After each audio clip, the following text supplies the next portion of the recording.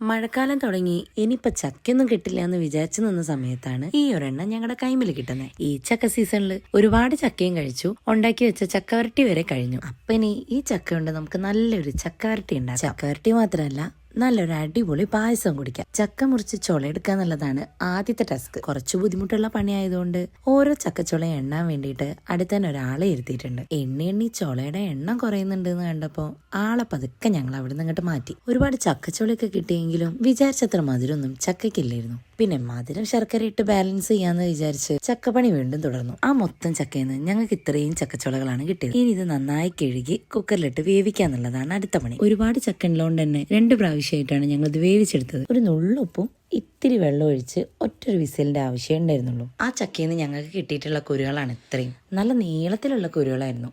പലതും മുളച്ചുടങ്ങിയിട്ടുണ്ടായിരുന്നു. ഇനി ആ പുഴുങ്ങിയ ചക്ക എത്രയും നെയ്യ് ഒഴിച്ച് ഉരുളിയിലിട്ട് വയറ്റിയെടുക്കുക എന്നുള്ളതാണ് അടുത്ത പണി. അത് വയറ്റി വരുമ്പോഴേക്കും പായസത്തിന് ആവശ്യമായിട്ടുള്ള കുറച്ച് സാധനങ്ങൾ വാങ്ങിക്കാൻ ഞാനും പാച്ചും പുറത്തേക്ക് പോയി. തിരിച്ചു വന്നപ്പോഴേക്കും ചക്കയുടെ കളറും അളവും പാത്രം വരെ മാറിയിട്ടുണ്ടായിരുന്നു. ചക്ക മുറിച്ചപ്പോൾ തുടങ്ങി വാടിയിട്ടുണ്ടോ എന്നുള്ളൊരു സംശയം അമ്മയ്ക്കുണ്ടായിരുന്നു.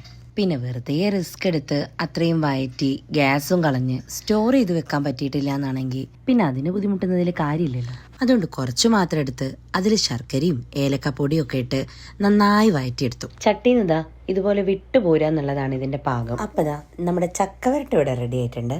ഇനി ഇതുകൊണ്ട് എങ്ങനെയാ പായസം ഉണ്ടാക്കുക എന്നല്ലേ, അതിനെ അടുത്ത വീഡിയോയിൽ കാണിക്കാം. അപ്പൊ ഓക്കെ, ബൈ.